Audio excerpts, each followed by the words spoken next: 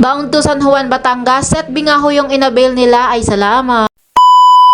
For today's video nga ho ay samahan nyo ulit ako mag-assemble ng order natin. Ito si set B nga po. Unahin ko lang po itong gawin at gawa nga ho ng aray. Ipapaship ko rin ngayong araw at gagamitin nga daw ho. Ay kararating lang ho nitong box natin kahapon. Kali ang may-ari nga ho na rin taga San Juan, Batangas. Sumadya nga ho sila dito nung isang araw at nagbigay ho ng reservation fee o down payment para ho talagang ma-priority namin ang kanilang unit. Dari na nga ho. Napapansin ko nga ho simula naglabas kami ng ganitong D8 ay puro set B ang kanilang ino-order. Gawa nga ho ng sabi nga hoy kompleto na saan pa kaysa nga naman laging arkilay aray parang video okay na talagang malaki din kalakas din naman ng tunog. Ngayon nga hoy napakarami nag-reserve sa amin. Ayun nga po sabay-sabay na ho siyang i-assemble at sabay-sabay na rin ho natin siyang isi-ship para isang galawan ng alaang ho. Kaya nag-iipon din kami at nagpapa-reserve talaga. Kaya nga lagi kong sinasabi sa mga order sana ho ay willing to wait kayo tulad pa rin ho nung last year na aming policy ganun pa rin po willing to wait para hindi kayo mag-expect ng araw. Aantayin nyo lang po kasi alam ko naman na darating ito sa inyo. Pag karnehong malalapit lang, ipinalalamubla ang ho namin. Yan ay kapag mga malalayo na po ay talagang iba na po ang courier namin. Kaya huwag kayo magtataka kung bakit kami nagsiship din agad. Ilalamove lang po it malapit. Ayun nga po ang set B natin. May TV. Kompleto na po yan. Kakantahan na lang talaga. Kaya sa mga mag-a-avail ho diyan ang price list natin po ay nasa comment section. Nakapin, pakibasa na laang po.